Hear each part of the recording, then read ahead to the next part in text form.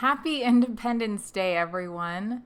This is Dr. Megan, and today we're going to focus on independence from prednisone, freedom from prednisone, what it's like when you stop taking prednisone, and what you should watch out for.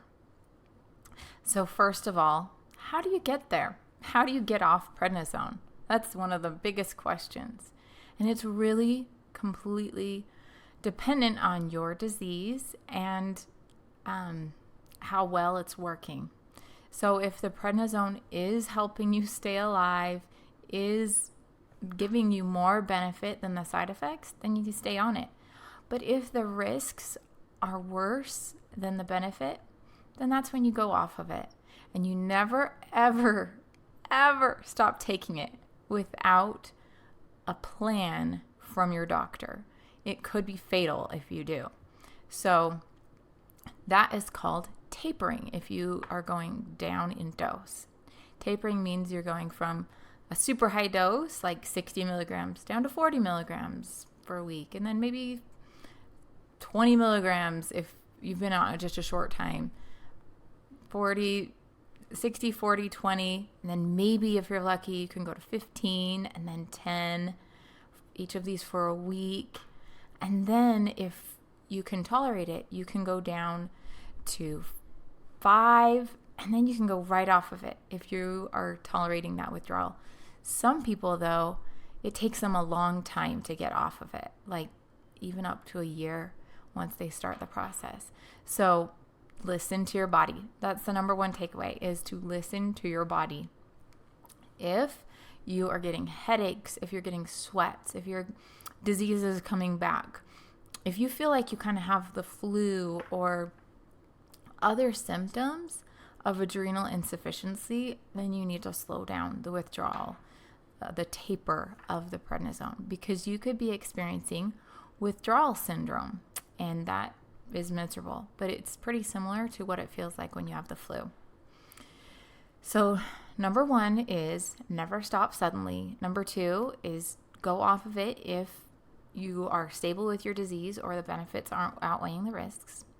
Number 3 is secondary adrenal insufficiency. So I kind of alluded to that a little bit, but adrenal insufficiency is when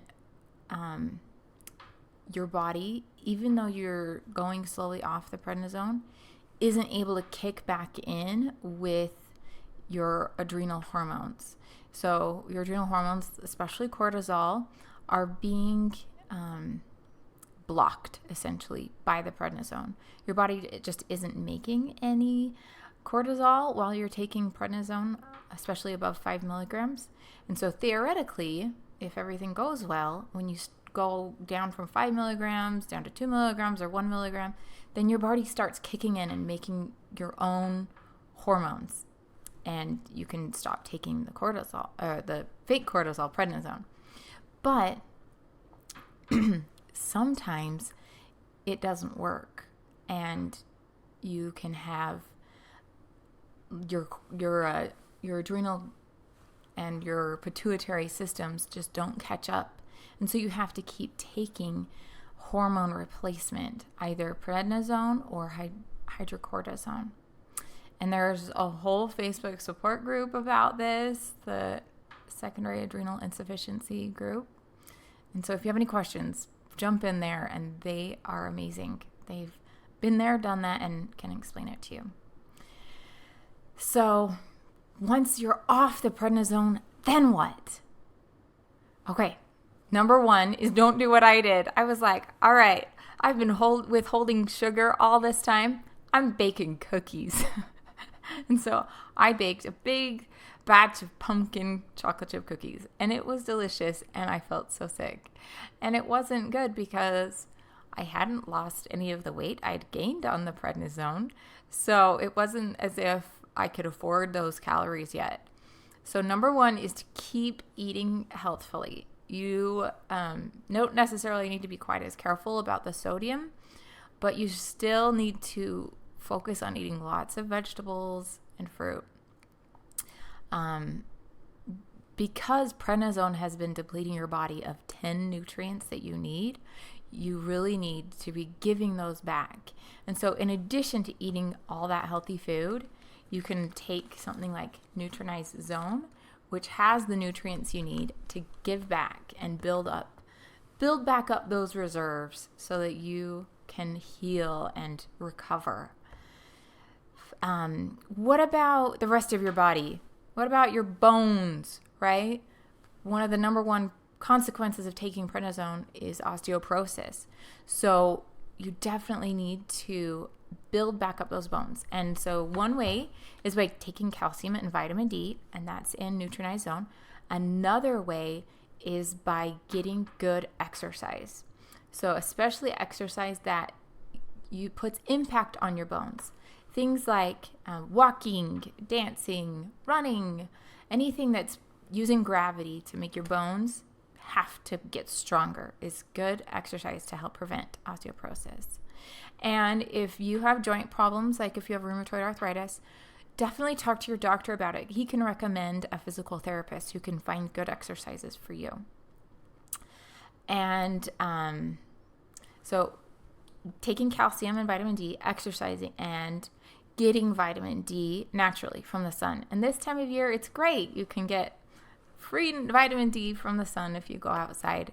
I'm going to be doing an exercise about how to get more an episode about getting vitamin D naturally in a few weeks. So look forward to that.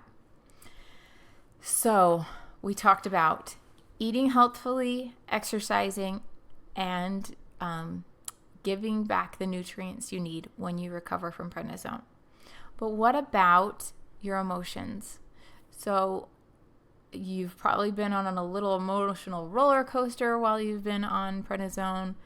Maybe some relationships are kind of on the rocks. So definitely do what you can to repair now that you have a little bit more of yourself there. And if you have any questions about this, please let me know.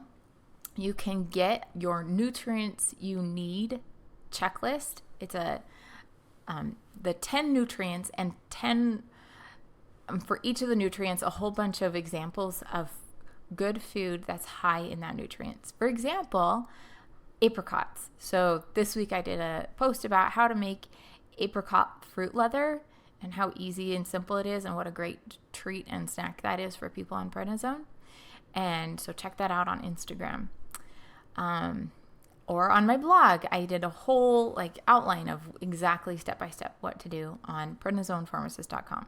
So number one is get your Nutrients You Need checklist. And I will put a link in the chat here. And then if you're interested in apricots, go to prednisonepharmacist.com. Talk to you next week, and happy 4th of July.